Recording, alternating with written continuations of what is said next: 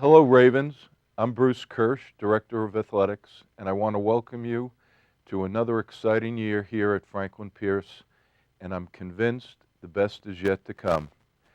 Before the games and practices begin, it is important for you all to have a strong understanding of NCAA compliance regulations. We have a long history of doing things the right way, and we have a staff committed to answer questions, troubleshoot, and make sure your eligibility stays intact. You are a critical component in making this happen, and thank you in advance for all your effort on the court, on the field, on the track, in the classroom, and wherever else you may represent Franklin Pierce Athletics. I've had the chance to meet many of you, and during your career, I hope to meet all of you. Thanks in advance, and go Ravens!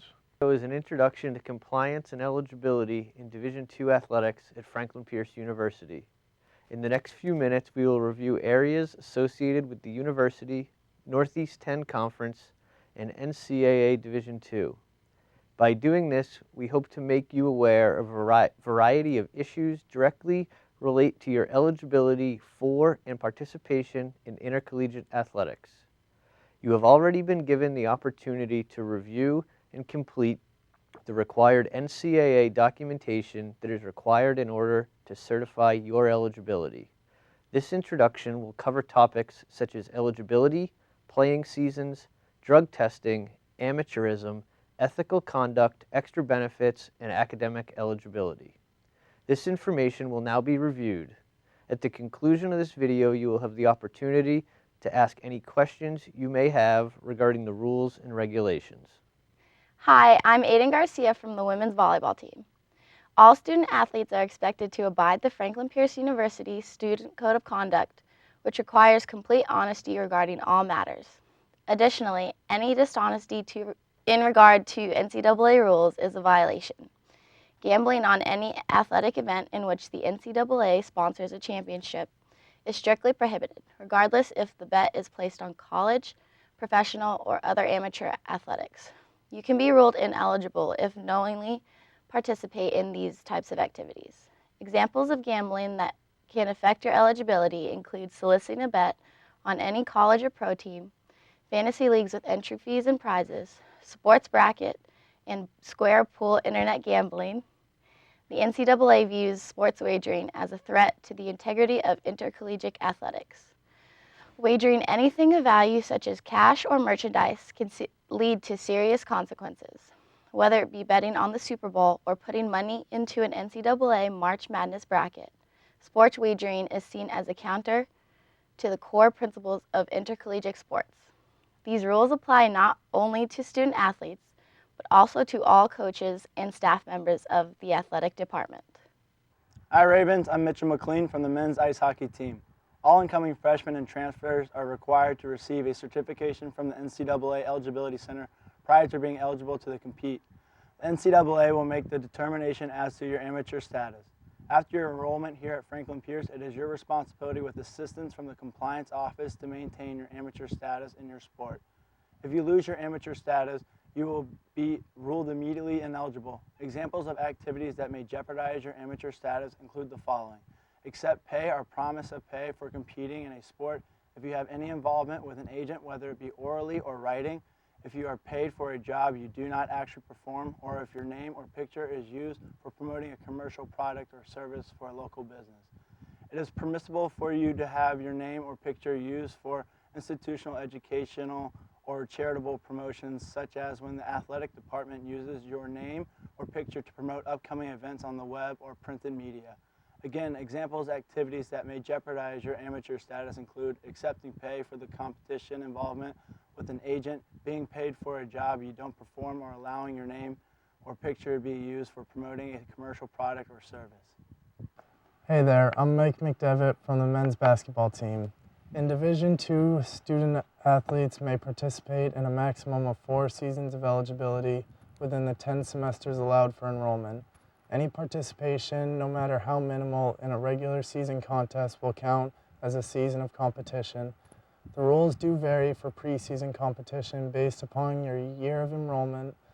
except for specific injuries and hardships that must meet and be approved in accordance with the Northeast 10 Conference and NCAA rules. Even 1 minute of play or 1 inning or 1 race will be considered a season of competition. Please contact the compliance office if you have any questions. Good luck and go Ravens. Hey Raven Nation, I'm Rachel. And I'm Carly. And we're from the field hockey team. The NCAA sponsors a year-round drug testing program that is in addition to drug testing that can be conducted by the university. You can be tested at any time during the academic year or while at home during an official university break. During the academic year, tests can be conducted on campus or at the site of any NCAA postseason competition. Tests are conducted for both performance-enhancing drugs as well as street drugs. There are penalties associated with a positive test. A failed test for performance-enhancing drugs includes a penalty of the loss of 1 season of competition and a suspension of the 1 calendar year from the date of a positive test. A failed test for street drugs includes a suspension of 50% of 1 playing season in each sport in which you participate in. For example, basketball is 26 games in the regular season. If you fail a drug test for street drugs, you would be suspended for 13 games. A suspension can carry over to the following season if it is required to do so. The penalty for failing to show up to a drug test is the same as failing a test. To have your eligibility restored, you must test negative and have your eligibility restored by the NCAA Student Athlete Reinstatement Committee. For an additional test, the penalty for a failed test is a suspension away from your team for a minimum of 30 days. Following 30 days, you must retest negative at your own expense and meet with the Director of Athletics prior to being allowed to return to your team. If you are ineligible due to a positive test and wish to transfer, Franklin Pierce is required to notify any other institution which you may choose to attend of your suspension, and that suspension will transfer with you. You should be especially careful about over-the-counter dietary supplements and performance enhancement products. While these products are not per se banned, they may very well contain an illegal ingredient and could cause you to test positive. Be sure to check with an athletic trainer before taking any over-the-counter supplement to make sure that that does not contain an NCAA banned substance to avoid jeopardizing your eligibility. A list of all banned substances is available in the athletic training room, compliance office, and can also be found online. Lastly, it is also important that you make sure you have notified a member of the athletic training staff of any medication you are taking currently or in the future and provide appropriate document to prevent a positive drug test. In summary, you are required to sign a drug test and consent form prior to participating. A positive test will result in a suspension that can vary based on type of drug. A second failed drug test will result in more severe penalties. This list of banned substances is available in the Athletic Training Room Compliance Office and online. Hi, I'm John Holmes from the Cross Country and Track and Field team. In season, you may only participate in a maximum of 20 hours per week, no more than 4 hours in a day, and you must be given at least 1 day off per week. No practice activities may occur the same day following a game.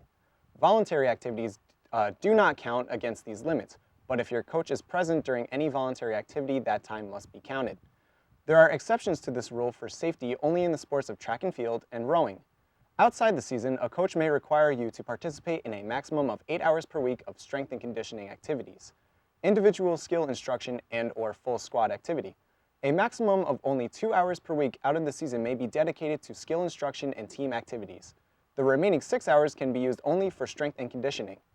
Out of season, a coach must also provide at least 2 days off per week.